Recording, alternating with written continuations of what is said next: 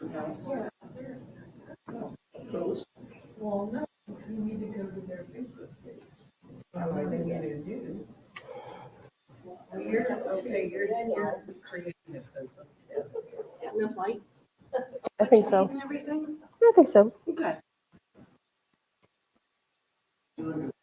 Cue for the positive. 1:30 or 2:30? Yeah, Okay. 2:29, but 2:29. on the 2:30 side of 2:29. I performed a wedding at the house.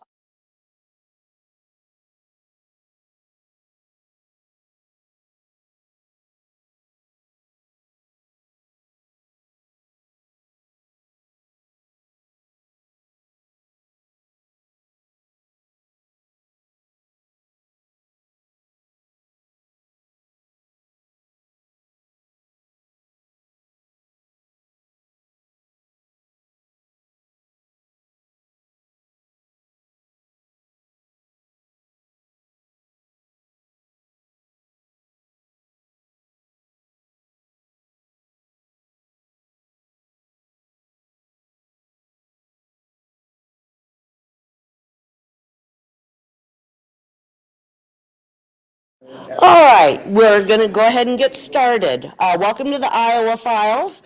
I'm Gail Brubaker. I'm the Executive Director of the West Des Moines Historical Society, blah, blah, blah. The Iowa Files is in partnership with the West Des Moines Library, who we hugely appreciate. It is live streamed thanks to EMC Insurance, so thank you to them as well. And this month, we have a really, I think, striking story, or at least someone's told me it's absolutely amazing. Kate Levasseur is a friend. She's a board member, so technically she's my boss, so be nice to her. She's a self-described history fanatic, researching not just her own family's history, but the occasionally weird and wonderful stories that make Iowa an interesting place to be. In her day job, she's the archivist at the World Food Prize. So she is steeped in history. So thank you so much, Kate, for coming and talking today. Thanks, Gail. Well, I wanted to say thank you, everyone, for braving the snow, some of the snow that we got last night. But one thing that is really special to me about the story that I tell you today is that it's just mind-blowing when I just came across it looking through the annals of Iowa. I was doing a search on Iowa murders, which is a little dark to begin with, but this is a story that I had never heard of before. And it, for as much as every other podcast these days seems to be about true crime, finding some sort of niche in that market, the fact that this is relatively unknown is pretty big in my mind. And usually I like to focus my history and my research on kind of genealogy, cemeteries, women and children. It's just really hard not to focus on a murder arson investigation that goes across state lines, hits on the Klondike Gold Rush. There's just a little bit of everything for everybody in this story. So I'm really excited to be able to share it with you today. As you can see, the title is State versus Novak, so that's kind of a shorthand for the legal case that eventually came of this manhunt across international boundaries, as Gail pointed out in a graphic for this that was shared on Facebook this morning.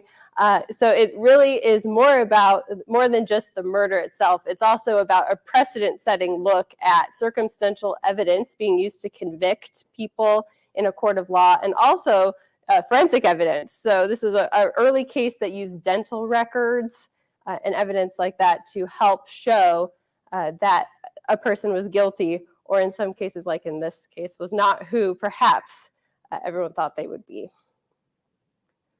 So we'll start with the crime.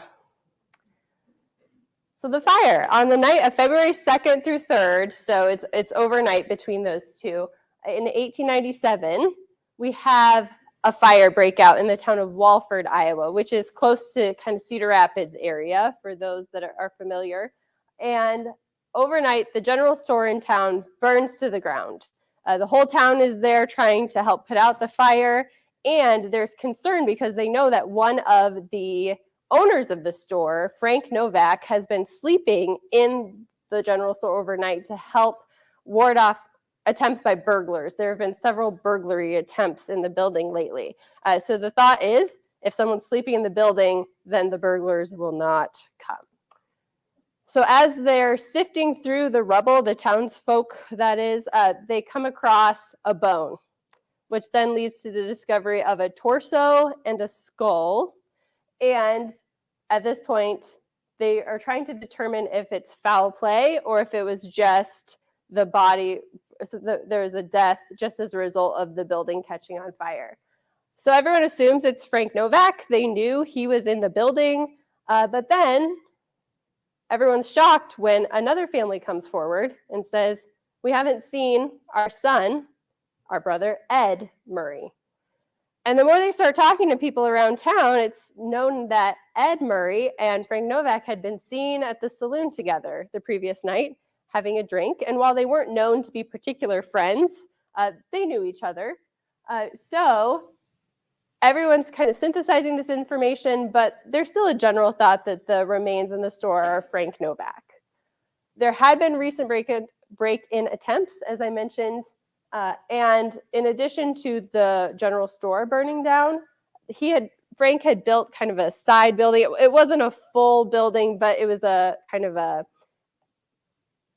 alcove addition of the building to be used as a bank. There wasn't a bank in town, but Frank Novak, since it was a large general store, had started holding money for people that didn't want to drive all the way into Cedar Rapids or take the train into Cedar Rapids. So this was where the safe was and kind of became known as the bank in town. And that image on the right there is the smoldering remains of the Walford General Store. We'll put a little drama. And as I said here, so they find, in addition to the physical remains, they find 4 items that help lead them to the conclusion that this body is Frank Novak. Some pocket scissors and a penknife that are known to belong to Frank Novak. An ID tag, that one's a little more obvious, and a piece of dental bridge work is found under the skull.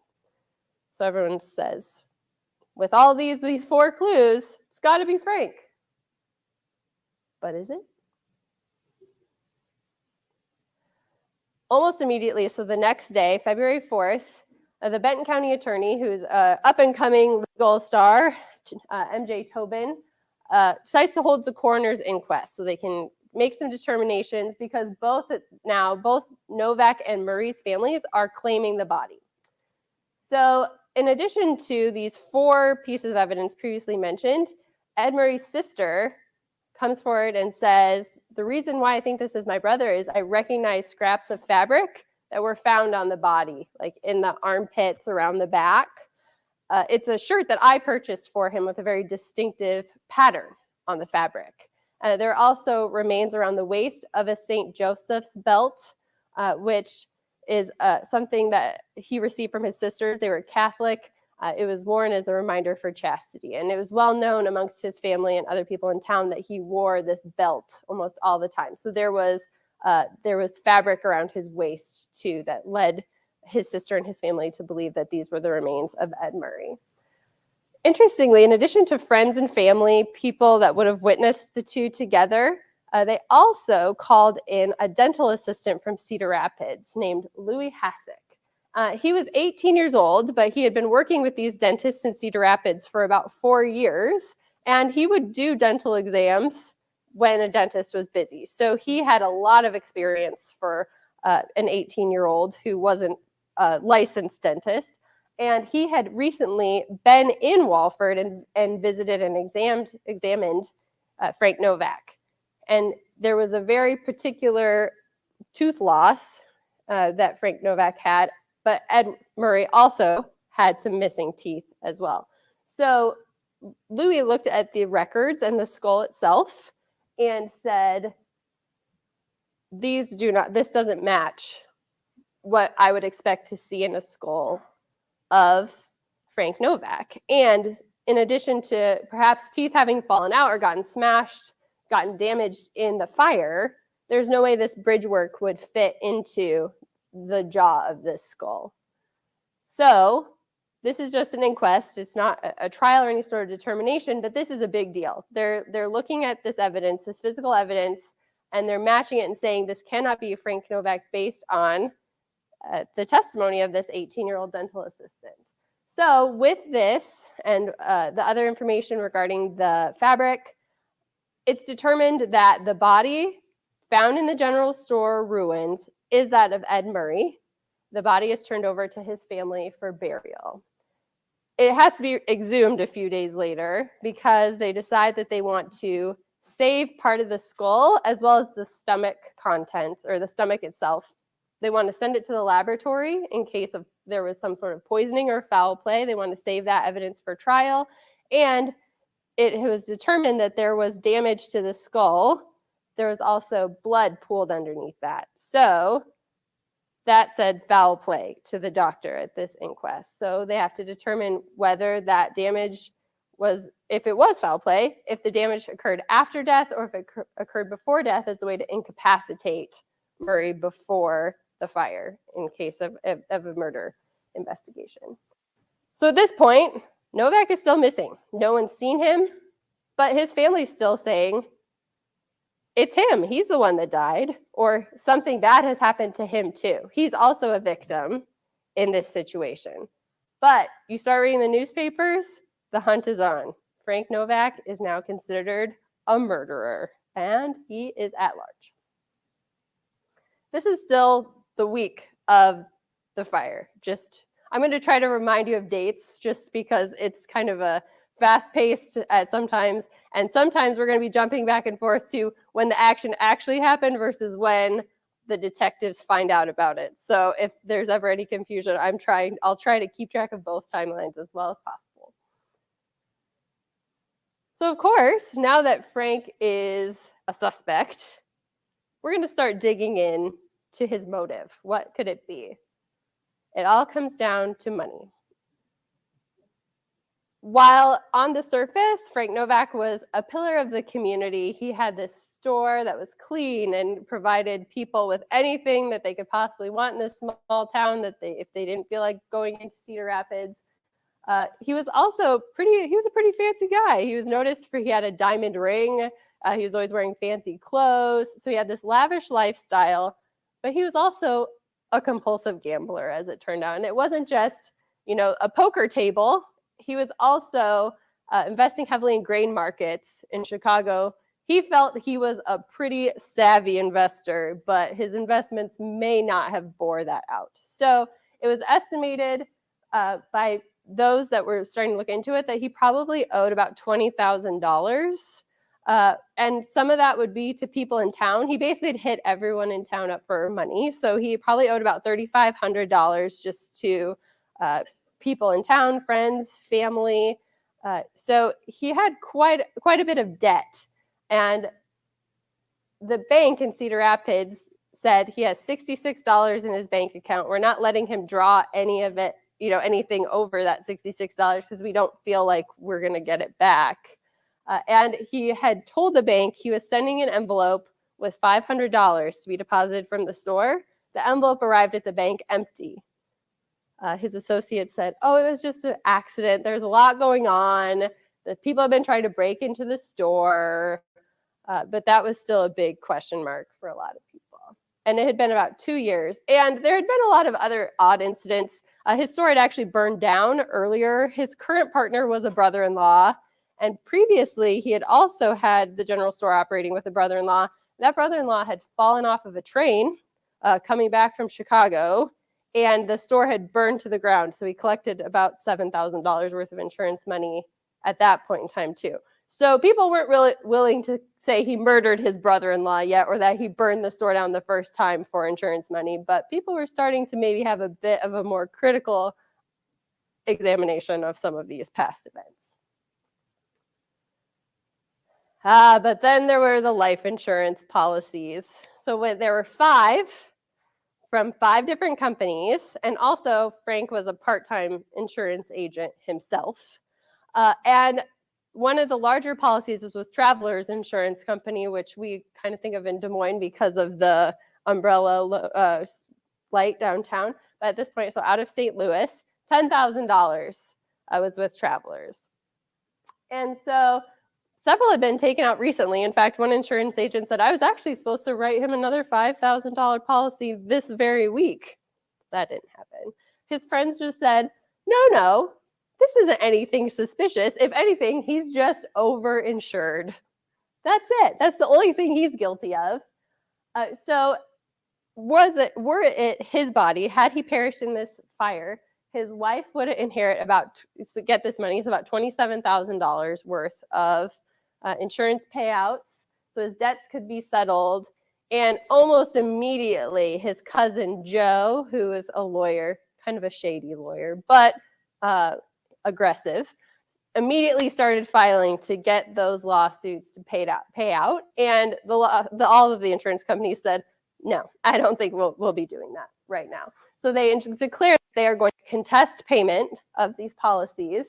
And Travelers Insurance in particular, as a large policy holder, says, we're going to send someone to check this out. We're going to hire an investigator. They write to the other 4 companies and say, if anyone wants to chip in to this investigation, we would like that. But no one else responded. One company said they'd throw in $250, but most of these other companies said, well, if he's alive, which we think he is, then we don't have to pay out. So why should we be paying money for this investigation? So they hire a detective agency, if Travelers does, to track him down. And it was started by a man named Gus Teal. He was the president, and he had been a spy during the Civil War. He had been a Pinkerton, so he had a very romantic history in the detecting arena. And he sends out of St. Louis, he's in communication with their New York office, and they start sending investigators to Iowa to see exactly what is going on. The pursuit. So the detectives, about 5, end up in Iowa, and they start chasing down leads. And it is determined that a man matching Frank's description had been seen walking around in hunting clothes, like a hunting outfit, with a shotgun, which people figured would be a pretty good way to escape detection. If you see someone walking around in a field wearing a hunting outfit with a shotgun, you're not necessarily going to assume he's an escaped murderer that's trying to hide from you. It later came out talking to witnesses that he had stopped at a farmhouse on the way to Iowa City and asked for breakfast, stayed with the family for a little while, was absolutely charming. They loved him. And then he stops at a hotel, pays $20 for basically a ride into Iowa City. And then he buys a train ticket to get to Omaha. So this is just overnight. So at this point in time, if we're going back to the timeline, he buys this, makes it to Iowa City and buys a ticket basically the day after the fire. So everyone else is cleaning up his store and finding the human remains, and he's hopping on a train to Omaha. He does go under a false name, but it's not a very good false name because he signs the register as Frank Alfred, and Alfred is his middle name.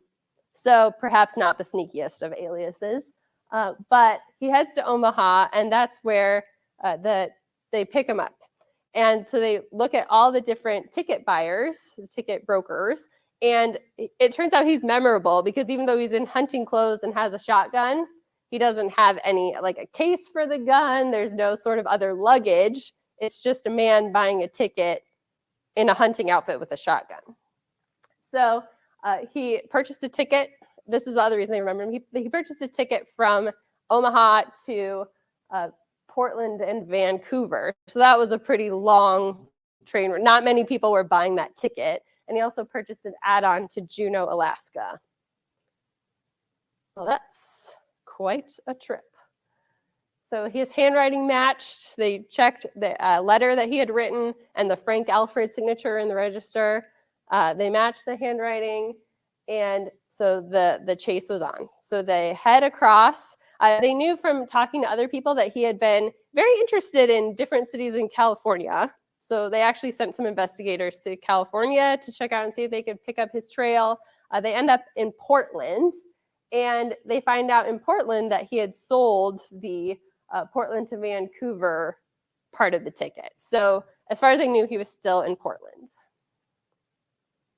But Then they didn't have luck in Portland, so they ended up going to Seattle as the next major city. And in March 31st, they pick up the trail. They basically were walking around, checking out all of the seedier parts of Seattle, inexpensive hotels, bars, and they find out that the Alki, so a steamer out of Seattle, had departed February 23rd, and a man matching Frank Novak's description had been on it. So they ended up talking to a Chinese gambler named Lu Gong, according to the story. So he had spent a lot of time on this ship ride with Frank, gambling, smoking, tobacco. At that point, he was playing pretty low stakes. He had run out of money, or he was running low on funds. So he actually ended up having to pawn that precious diamond ring to get more money. But whenever you talk to people about Frank Novak, it was interesting. Multiple detectives said everyone said he was really good at holding his liquor and could smoke more tobacco than anyone thought was healthy for him. So the newspapers reported this. It was still the end of the Victorian era, but the morality police are on full patrol. So they're going to make sure everyone in the newspaper knows that he drinks a lot and he's smoking a lot because he is a shady character. So by March 4th, so we're almost exactly a month out from the fire, we know the ship landed in Juneau. So he's made it to Alaska. So at this point, the detective agency says, yeah, this investigation has been going really great. They had their agent on the West Coast ready to go. But then, after some thinking, if he's in Juneau, he's probably not going to stay in Juneau. He's headed for the gold fields. He's heading into the interior of Alaska where he can lose, everyone will lose track of him and he can start a new identity. And you needed a special kind of investigator to head into the wilds of the Yukon. So Thiel calls back his team and selects a new investigator to pick up the trail. Red Perrin was his name. And Red Perrin was, if you read about him, you'd think he was entirely made up out of bad detective fiction from the late, 1800s, early 1900s. He had come to the attention of the agency. He had been hired because he spent a lot of time in the Southwest. Some stories said he was a deputy. Some said he was a marshal. Some said he just liked finding trouble but stayed on the right side of it so he wouldn't land in jail. But he had recently, for the agency, tracked down another Iowa criminal, Larrabee, who's the nephew of one of Iowa's governors who had embezzled quite a bit of money from his employer. And that chase took him 1,500 miles into Mexico. So he said, okay, he's got a track record for tracking criminals down in far-flung locales. Let's bring him on. So at this point, it's the end of March, beginning of April. So it's been about a month and a half, almost 2 months. So there's this pretty significant head start. So who knows where he is? They know that he's been in Juneau, and that's about what they know. So just to give a little context for Alaska in this time period, it's just kind of it's not a total coincidence. There's a reason he went to Alaska, but the fact that this story gets to touch on what is happening with the Klondike Gold Rush is actually pretty fascinating. So just in case you all aren't as familiar with the map of Alaska in your mind as I was not. So we have Juneau is right here towards the bottom. This says British America, so that's Canada. And right here, for those of you that are familiar, then we have, kind of over the Aleutian headed that way. And so where they think he's going to be headed is up here to this big red blob, which is the gold fields of Dawson City. So that's kind of where they think he's going to be headed. But as you can see, that's pretty high in the interior. And actually, it's in Canada. So Juneau, prior to the gold rush, had just been a teeny tiny little, hardly anyone was there. Sitka had been a Russian outpost. So a lot of the bigger cities in Alaska at this time had some connection to Russia, or being founded or established by Russia. But Juneau had really started to boom as kind of a base camp for those that are trying to get into the interior of Alaska for this Klondike gold rush.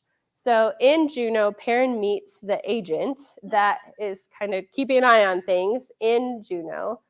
And they discover that he had stayed for Frank Novak had stayed for some time in Juneau, more gambling, trying to recoup some of that loss, and also to find a kind of a crew that he can hang out with, that he can sail with up to Dawson City.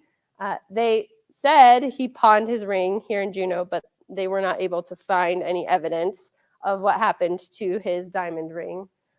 But they did find out that he had picked up a new and perhaps better alias, J.A. Smith. So he wasn't just going with the first name, middle name alias anymore.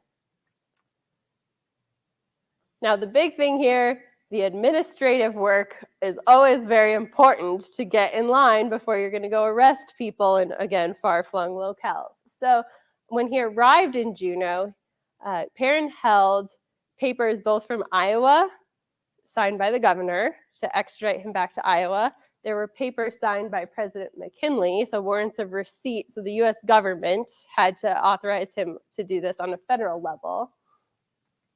And since, as I mentioned, the Dawson City, those gold fields stretched into Canada, they went, oh, now that we know that this is a possibility, we're actually going to have to get papers from the Canadian government in case he's in Canada when we need to arrest him. Now, of course, today, that seems inconvenient, but we can handle it. He had to take a boat back down to Vancouver, where he went on a train all the way to Ottawa, got the papers, got on the train and went back to Vancouver. So he doesn't get back to the west coast of Canada until May 20th. Okay, so remember, he kind of hopped on the boat up to Juneau on April 4th, Perrin did. So it is almost another 2 months that he's lost just getting all the paperwork in order in case he happens to find him and can arrest him.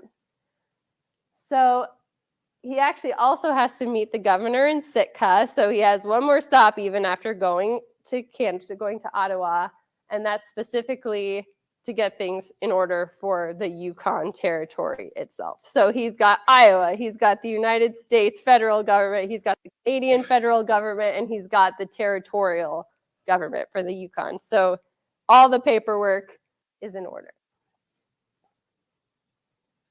And this just is for context. This is a picture of the Golden Stairs. So this is part of the Chilkoot Trail. So Red Perrin did not take, he wasn't taking his iPhone to log images of his journey. But when I saw this picture, you think of kind of the Klondike. There's no one there, isolated. You're kind of by yourself doing your thing. But this is an image of people getting ready to go on the Klondike. There's kind of a town set up at the bottom of this pass. They're just shoving supplies on people and just one by one in a line going up this pass to head on their way into the interior. And this is 1898, so it is a little after the events of our tale, but it's close enough that it gives you at least an idea of just how many people were traveling to try to find, their golden future in the Klondike.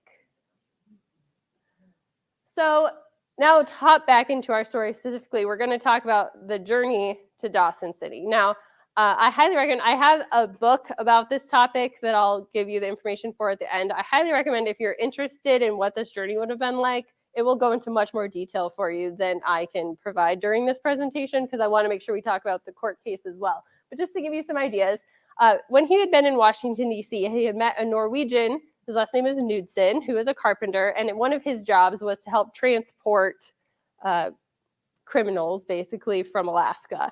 And what do you know, Perrin found Knudsen was back up in Alaska. And so not only was his background with the law beneficial, but also you have to build your own boat to go up the Yukon River. So having a carpenter is a good friend to have in this particular journey. So he decides he and Knudsen are going to do this journey together. He gets 1,500 pounds of supplies, and they depart Juneau on June 6th. So again, I'll throw a date at you again, just to keep an eye on how long this is taking. And he decides to keep a journal, which is actually really how we know most of the stuff that happened during this trip. Their first leg is to travel 120 miles to the city of Dyea, which is kind of, again, a more interior jumping off point. So that boat ride should take 2 hours. It's kind of like crossing the English Channel. It should take 2 hours to get up to Dyea, but the weather is so bad, the boat keeps taking on water. It's a mess. It takes 2 days for them to get there. So when they get to the Chilkoot Trail, they hire 6 Chilkoot guides, so indigenous people from the area, to help carry provisions to the next stop, which is Lake Lindeman. It usually takes 3 to 6 days, but they accomplished it in 23 hours. They basically just did not sleep and kept on going and going. So it was highly recommend. If this sounds interesting, read the book I'm going to tell you about, because I don't know how they did it. But at this point, at Lake Lindeman, there's no news of Novak. Knudsen takes a nap, and Perrin goes around the lake. Basically, everyone he sees, he shows a picture of Novak. Have you seen him? He might be going under the alias J.A. Smith. No luck. So they head upriver because everyone's like, oh, Lake Lindeman, that's where we find the timber we need to build our boat. Well, no, there's only scrubby trees. So they actually have to head up another side river in order to even get to the timber. And then they have to float it back down the river to Lake Lindeman, prep all of the timber, fashion it into the boat. Obviously, I'm not a carpenter or boat builder, but they have to process it, and it takes a few days, and then 600 miles still to Dawson City, upriver. So the next stop they have all sorts of misadventures. There's rapids. Their boat almost falls apart. At one point, we find out that actually Knudsen brought his dog with him, and that was a rough journey for that bloodhound, but he was helping keep their spirits up. And they get to Lake Bennett. And while they're paddling across Lake Bennett, they see a SCO, so they see another boat, so they wave and say, just exchange pleasantries. This is one of the first really wild moments in this story. Frank Novak was on that boat. Perrin talked to him. They didn't know he didn't know it was Frank Novak, or else this story would have ended a lot sooner. But in just a really odd coincidence, Frank Novak, his quarry, was on this boat. He said hi to him, and it was because he assumed that with that much lead time, Frank Novak would have gotten farther and was probably in Dawson City already, but not the case. So now he has no idea, but he's actually ahead of Frank because he and Knudsen are much more efficient at this journey than Frank Novak and his group are. So some days progress would be 30 miles, some days would be 3. The weather is crazy. The mosquitoes drive caribou to madness, so they have to build fires to make sure they aren't driven to madness. They get through some rapids, but they almost smash their boat on the boats of smashed, on other smashed boats that have been stuck in the rapids from people that tried it before and it didn't work out. There's a bunch of fog for a week, so they can't really see where they're going. And no matter who they ask, no one has seen Frank Novak, again, because he's behind them. But they even get to a point where they have a register where there's a Canadian he doesn't work for the government, but he's kind of a land speculator. He's kind of an important person of this area, William Ogilvie, and he has kept a list of everyone that has come through this particular area. He's gotten everyone's name. They look through it. They don't see Frank Novak. They don't see J.A. Smith. They don't see any potential alias, so they have lost that sort of a clue. They're getting tired. They get to the point where they basically have to take turns sleeping or eating. No one's really sleeping. But by July 1st, they arrive in Dawson City. And that's a modern day picture of Dawson City, so 2007. So obviously not what it looked like when they arrived there, but just to give you an idea of where they are, kind of what it looks like with the river there and the hills. So At this point, it's kind of boomed up to a town of 3,000, but pretty much everyone lives in tents. It's muddy, it's cold, and Perrin immediately begins his search. And of course, he has to bring in the Mounties. The Northwest Mounted Police have to come in and help. He kind of becomes deputized in a way with them. That's not how they would put it, but he had to kind of pass muster with them and pass some tests in order to be able to kind of be able to operate there in cooperation with them. But they agreed to fully cooperate and help tracking down Frank Novak. And basically, there's nothing he can do besides kind of prowl around town, saying hi to people, showing them the picture, and monitor any boats that are coming in. So he's kind of just sitting there on the shore, just like watching people step off boats, seeing if it's Frank Novak or anyone that he recognized. Interestingly enough, a boat lands, and before this, I know it kind of gives it away to have it up there, but a boat lands a few days before this, and on this boat is someone that he worked with before, like met at the same time he met that William Ogilvie, so kind of a Canadian government official that he said, hey, have you found that guy yet? And he's like, no, still looking for him. But also on that boat was the wife of J.A. Swift. So Swift was the group leader of the group that Novak was with.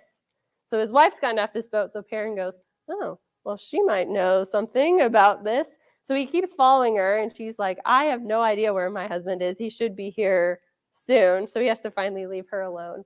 But the Swift finally arrives on the 12th.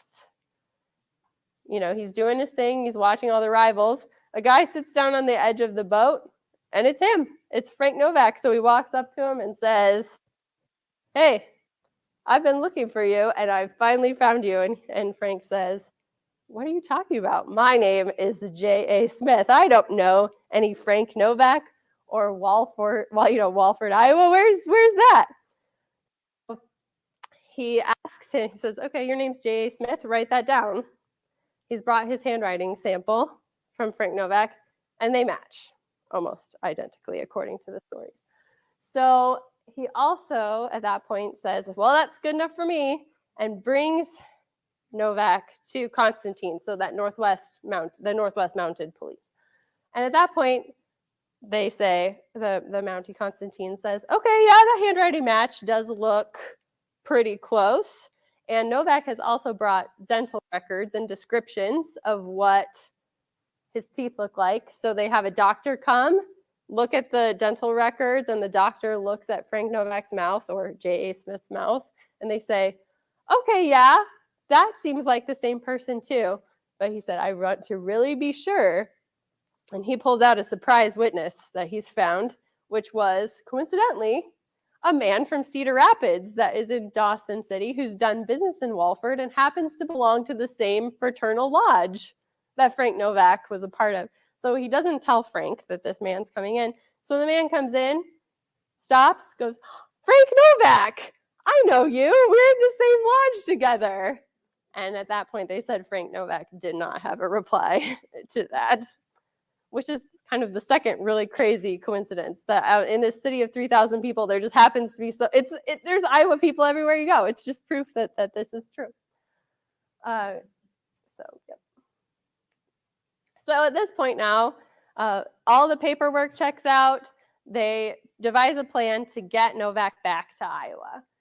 So they take him 40 miles downriver, about 40 miles to a fort where he is supervised. Interestingly enough, at that point, Perrin actually goes back to Dawson City where the town throws him a party. He's a hero. He's captured this horrible man. And then he goes back to the fort. And then they have to go on a ship 1,700 miles to the Bering Sea. Novak spends this time in leg shackles. He's monitored 24 hours a day, mainly because they're worried he's either going to escape or kill himself. So they want to make sure that doesn't happen. But they say on the ship, he's really treated, the crew kind of treats him just like another guy that happens to be in leg shackles. They play cards. Again, they're playing cards. They're drinking whiskey, smoking tobacco. And Ogilvie actually comes with them. And Ogilvie is a photographer. So he decides he wants to take a picture of Novak, both with the beard that he has and after they shave the beard off. And part of this is so they can prove that they captured him in case he should die or something should happen for the insurance company, but also because Ogilvy sees that as a student of human nature, this would be interesting. He actually has a picture of Red Perrin and Frank Novak next to each other, and he pulls them out as like a parlor game. Like he'll go to parties and he'll be like, which one do you think is the detective and which one do you think is the murderer? And they said most of the time people would not get it right. They would say that Perrin, as the rough and tumble police detective, looked more like a bad guy than Frank Novak did. So finally Novak says, okay, fine, I'm Frank Novak. Yes, I'm this guy that you've been looking for. But they reach St. Michael, so this is on the bearings. They make it to the port on July 21st, but there are no outbound steamers. So they just kind of have to hang around in this port town for another 15 days. And then a boat comes, but the weather's too bad. The tide's not right. So they have to wait additional time before they can unload that boat, get everyone back on a boat. So it's not until August 16th that they can even leave Alaska. And just in case you have forgotten, they found Novak on July 12th. So it's been an additional month that it's taken them to get out of Alaska and ready to go back to the United States. By the time they get to Washington, and there's a whole nother set of drama. There were Chinese pirates, apparently, that were trying to capture the ship. So the U.S. Coast Guard basically had to come escort them through part of it, which slowed them down. But by the time they get to Washington, Perrin is able to send his first telegraph to say, we got him, we're on our way. And a very astute or lucky, depending on how you look at it or whose story you're listening to, Associated Press reporter picks up on this telegram. And soon newspapers all over the country have picked up on it. They make it to St. Paul by a train on September 1st. And at this point in time, Novak starts getting really worried. He says out loud, okay, so they've all kind of become buddies to a certain extent. He's gotten more comfortable with Perrin. And he says, I'm pretty nervous I'm going to be met by a mob and they're just going to hang me. And they say, that's not going to happen. But they do invite a newspaper reporter from the Cedar Rapids Evening Gazette, which is the newspaper that had been covering this story, as much as possible since the fire broke out.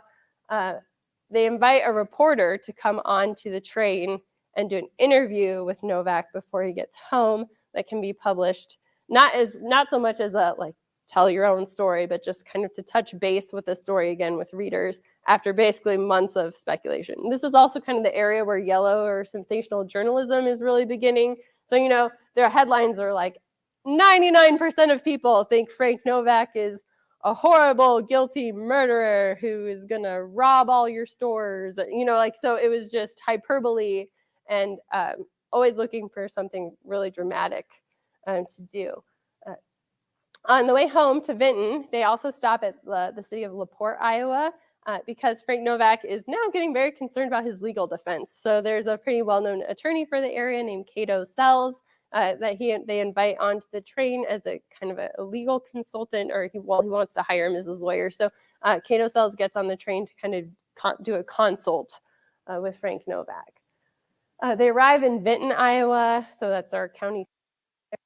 2:30 a.m. on September 2nd. Even at that hour, there's 100 people waiting at the station to see him because he's a murderer, to see if it's really him, that he's really actually alive, because his family, especially that Joe Novak, that cousin that was kind of the shady lawyer, has just maintained to this point that my cousin's dead.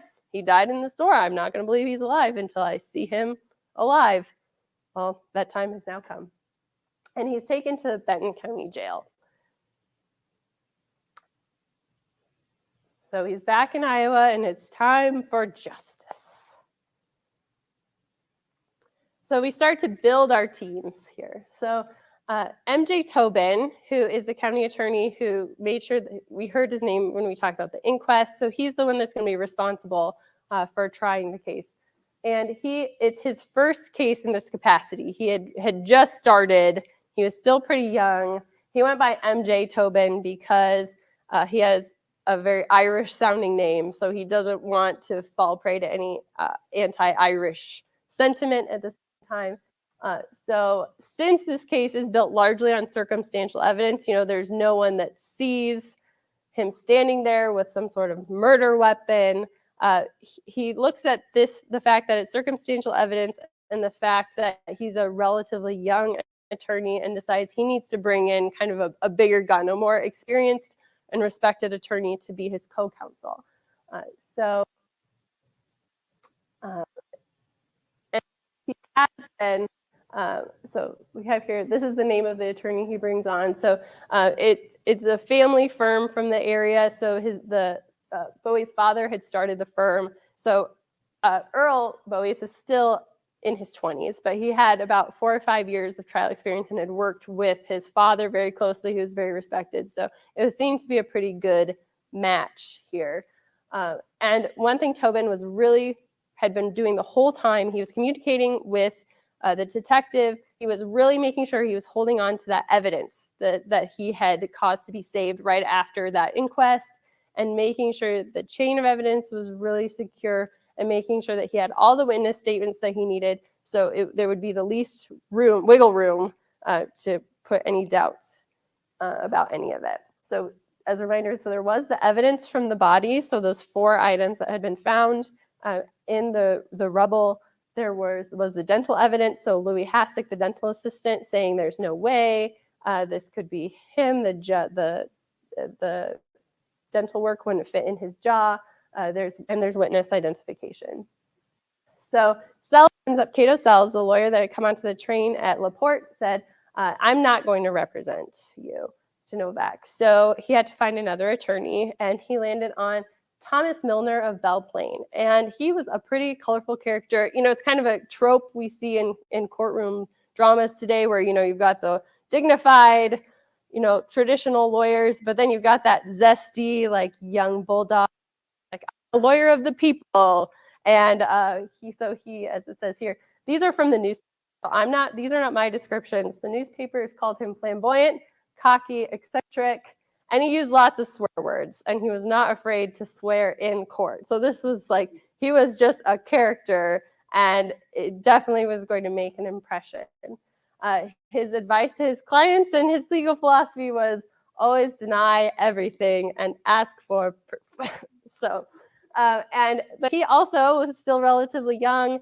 He was kind of, maybe not surprisingly, a bit of a hothead. So he also decided to bring on a co-counsel that would maybe balance out his personality. So he adds Judge John Joseph Ney. So he was a retired judge, but again, older, much more kind of dignified. So it would balance out, him just saying, there's that hot-headed crackpot that's here saying crazy things to try to get this guy off not accused of murder, not guilty of murder. So next up came the grand jury and the arraignment. So the big deal, everyone had been waiting for the grand jury, because from the time they found Novak, he said, I am not telling my story until the grand jury. I'm not telling you anything. I'm not telling you newspaper reporters. I'm not telling my lawyer the full story. Like, I'm waiting for the grand jury. This is where I'm going to say my piece. The grand jury comes. Novak refuses to talk. He doesn't testify. He doesn't tell anyone anything. But then this sneaky story comes out.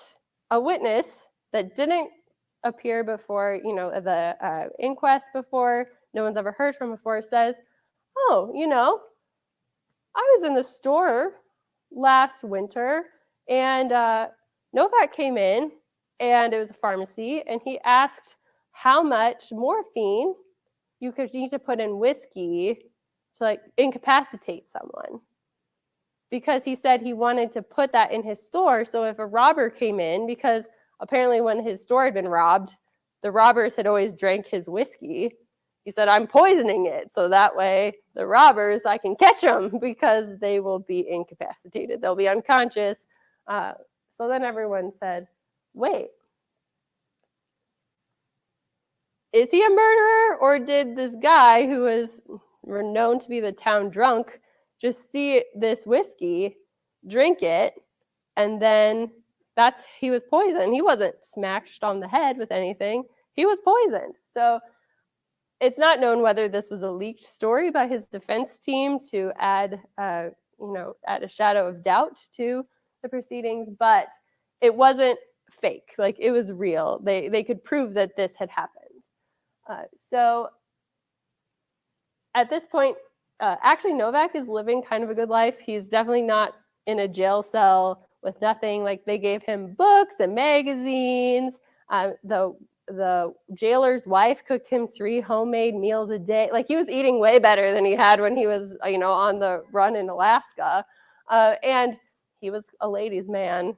Ladies would send him flowers, candy, cakes. So, like, he actually was doing pretty well. He wouldn't talk to anyone, but then he had one visitor come that he did want to talk to, and that was the father of Ed Murray. So at this point, his dad is 86 years old. He says to Novak, I'm not doing well. I don't have a lot of time left.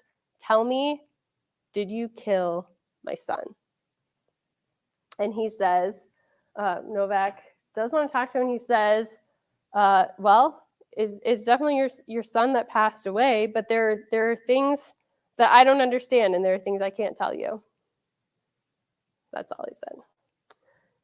So this is kind of a big deal because it's the first time he said, yes.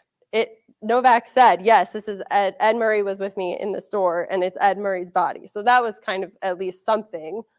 But we're still not getting, at this point, the only person that knows the whole story of what happened that day is Frank Novak, and he is not telling anyone. So the grand jury reaches their verdict. So he's indicted on 2 counts. So he's the murder of Edward Murray. So there's lesser charges of arson and conspiracy, but the murder is the big one. And so he's indicted with assaulting Murray with a weapon and beating him with the intent of murder. And Novak pleads not guilty, not guilty. They specifically said in the newspaper, he put a lot of emphasis on the not guilty as he stood there in the courtroom. Of course, his attorney immediately goes, we want to change a venue. There's no way that people in this area can give us a fair trial. And they end up going back and forth, and Milner agrees to drop the request for a change of venue if they can delay the trial until November, which was when the Benton County District Court would convene. So they've got a few months to figure things out. So then we have another leak to the press in the time leading up to the trial. So apparently, while they were on that boat or the ship going through Alaska, Novak had gotten pretty comfortable with Perrin and had confessed, not the whole thing, but had made a partial confession. He said, Ed Murray drank the poisoned whiskey when I wasn't looking, like I wasn't in the room when it happened. So it came back in and he wasn't making any sense, and then he passed out. So I took him upstairs, put him on a cot, went in my bed, or I sat there and I read a book for a little while, fell asleep, and then I woke up and the store was on fire. So that's the one tidbit we've been able to pull out. So he later repeated this confession to Perrin, but asked Perrin not to tell anyone. And Perrin said, I will not tell anyone until the grand jury. And he wrote the whole thing down in his diary that he'd been keeping, like the whole confession. And then when they got to St. Paul, he told Tobin, the attorney, because that's kind of part of his job. So Novak's lawyers leaked this, or that he was untrustworthy. Told him you would not tell anyone about this confession until the grand jury, but you told at least 2 people, and then your diary was published almost verbatim in serialized in newspapers, published by your insurance company to sell copies for entertainment. Doesn't sound like we can trust a word you say, Perrin. Then we get to November, and the trial begins on November 9th. The judge picked for this trial was very straight-laced, so he wasn't they knew he wasn't going to put up for courtroom shenanigans. So he wasn't probably going to let Milner, do a bunch of crazy stuff for attention to try to make points. So everyone thought pretty much they were going to have to play it straight there. Tobin opens with sharing a timeline of the events, just to remind everyone what's been going on, emphasizes the items that were left at the scene. If there was nothing suspicious going on, why would Frank Novak take out his dental work and put it underneath his head? Like, there's no reason why his bridge work would be under his head unless it was to make us think that was him. The defense downplays and says he doesn't have any motive. He doesn't have anything against Ed Murray. Why would he risk killing this stranger and lose his 2 children, his wife, break up his marriage? He's a pillar of the community. He's just been a victim of bad luck. This fire, his partner falling off of a train. Who would guess that these things would all happen to one person in such a short amount of time? 500 people jam themselves into this courtroom in Bennett County every day. Most of them are ladies, again, coming to watch the proceedings. He's still that ladies' man, and they keep sending him gifts. And Tobin really is doubling down on all the physical evidence and really hammering on the financial records. There's something here. There's no reason he would have carried that much insurance if there was no reason for it. So he has Boyce, not Tobin. So he has his more experienced partner handle Perrin's examination. And Milner spends the whole time just poking at Perrin, trying to discredit him. And that's really all he's got. He doesn't have anything questioning the veracity of Perrin's accounts. He's just really trying to make it seem like he's untrustworthy because he broke that promise about keeping that confession secret until the grand jury. They said that the louder and angrier and more frustrated Milner got, the calmer Perrin got, but by the end of it, they were both pale-faced and shaking because they were just so angry and trying to get at each other, get under each other's skin. And so the judge, did the case for the day, or, ended the day. And the next morning when they started, he basically said, no more. You two need to not have this be personal. I get maybe your personalities clash, but we're keeping this to the fact. And that's the only time they said Perrin ever showed any emotion was that previous. They said the rest of the time he was a cucumber. He had maintained his composure and didn't let Milner ruffle him again. This case on November 15th. So it started November 9th. So the first half basically gets done with it. So the defense calls witnesses that speak to a new theory they have. Gas intoxication. The store was pretty modern. They actually put in a heating system, so they had a gas works, so they were heated by gas.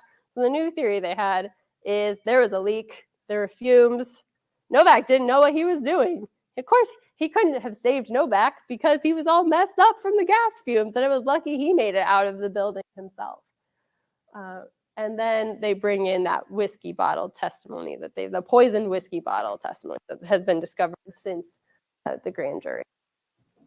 Tobin keeps poking holes in this. So Tobin, again representing the state, he proves that 2 witnesses that are testifying to this poisoned whiskey bottle theory have changed their stories since initially testifying, and proves it, and then threatens, to charge them with perjury. So those are kind of now off the table. So the gas and the gas leak story is, no one really is taking that seriously, and this whiskey bottle defense seems to be going downhill as well.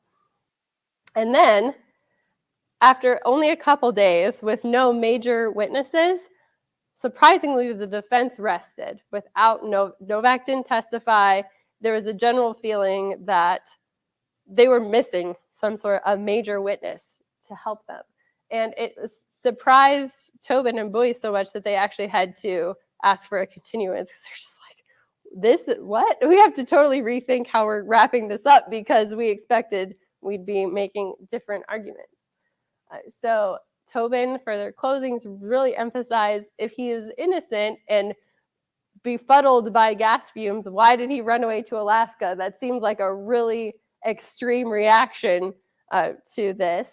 He says there's no evidence to support a gas leak, whether for physical evidence from the machinery. No one reported there being any sort of smell or anything like that. And he just kept reinforcing the timeline of events. The defense continued to say he had nothing, there's no reason for him to kill Ed Murray. There's no personal motive. Why would he have done this? And then also again said, he's got 2 children and a wife. Why would he risk his family to have, when he could run away to Alaska? So it was pretty funny. Then after the case settles, there was an astonishing revelation. And a gentleman in Seattle named Charles Woods comes forth to the police and then the newspaper and says, I saw Ed Murray at the end of February. I told him about it, but no one put up with me. But yeah, I totally saw him. He was alive at the end of February. The defense, it should be noted, has done everything they can think of to try to get a mistrial declared. So of course now, if it's possible that someone saw Ed Murray alive a few weeks after he was supposed to have been here, really grounds for things needing to exist. But Woods family came out and said, well, sorry, Charles Woods tends to drink a lot and imagine things.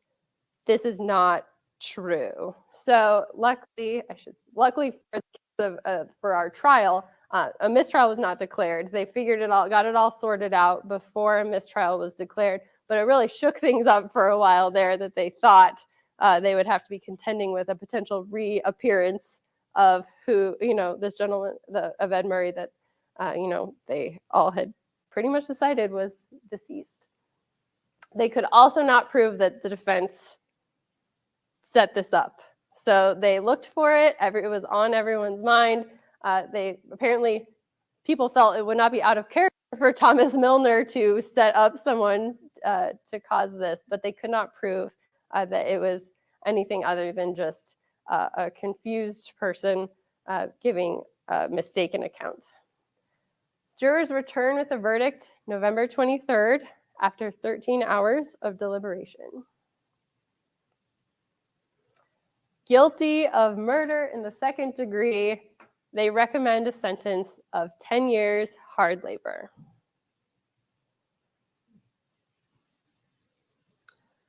A little bit about the public reaction. So this was one of the first times, not the first, but it was truly one of the first times that someone had been charged with, or convicted, excuse me, is the word I'm looking for, of murder, just based on circumstantial evidence. So people were really paying attention to this. It was covered across the country, though many newspapers got a few facts wrong. The New York Times said that the two had been roommates and that their house had burned down instead of them being casual acquaintances, and the store had burned down. But there was interest in this case all around the country, so it wasn't just covered locally.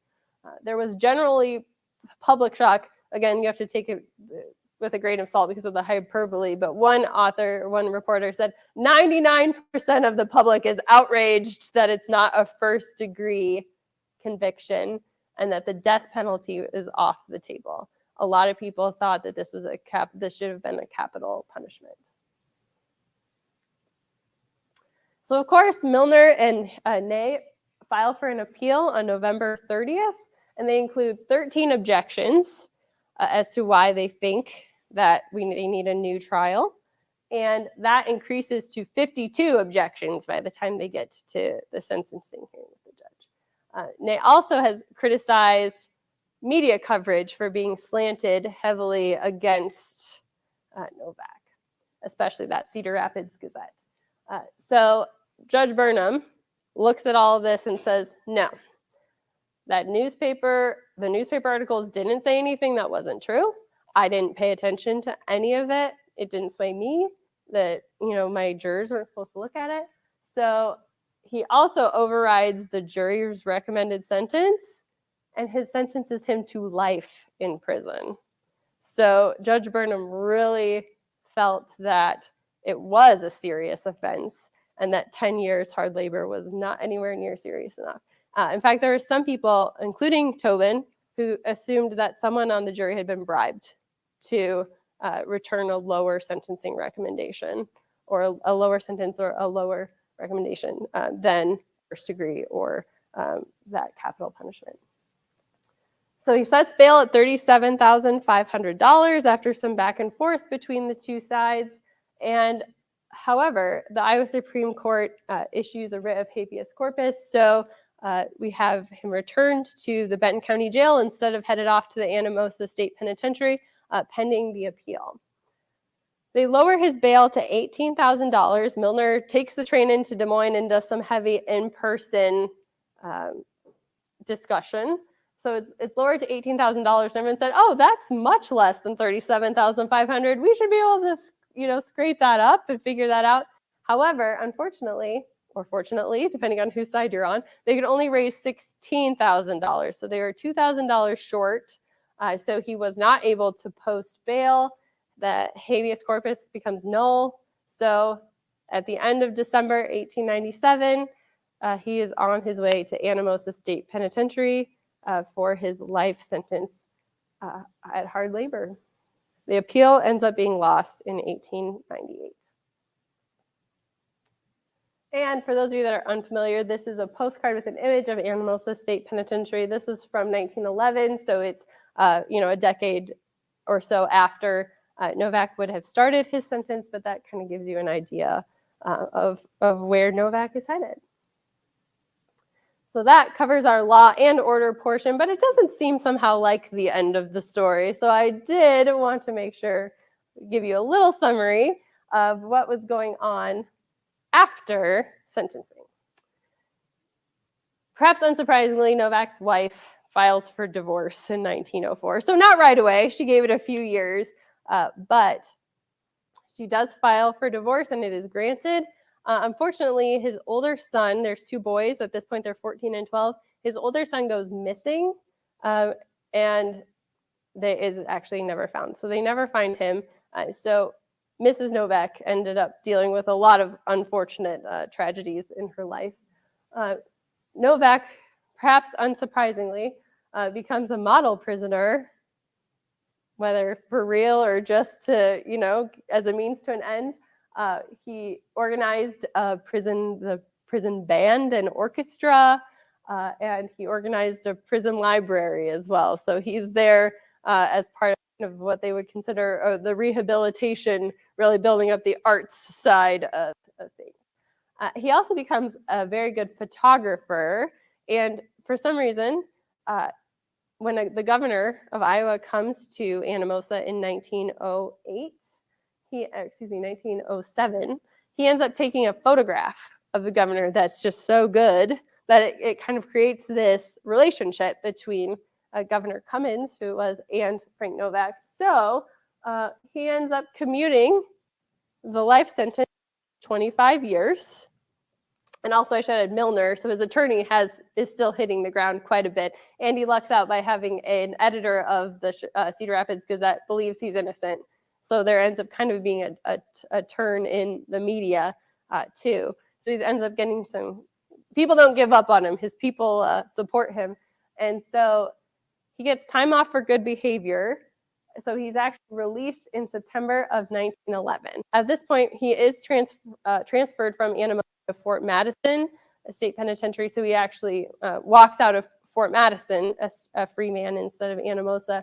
But apart from a scuffle with the warden of Fort Madison, who apparently he decided he did not like, that almost landed him back in Fort Madison, he made his way out of town, remarried a young lady, and who was billed as being a sweetheart from his youth that no one had ever heard of before. They end up moving to Chicago. He becomes a real estate broker, and the rest of his life is quiet and uneventful, at least as far as news outlets are concerned. So he dies in 1930.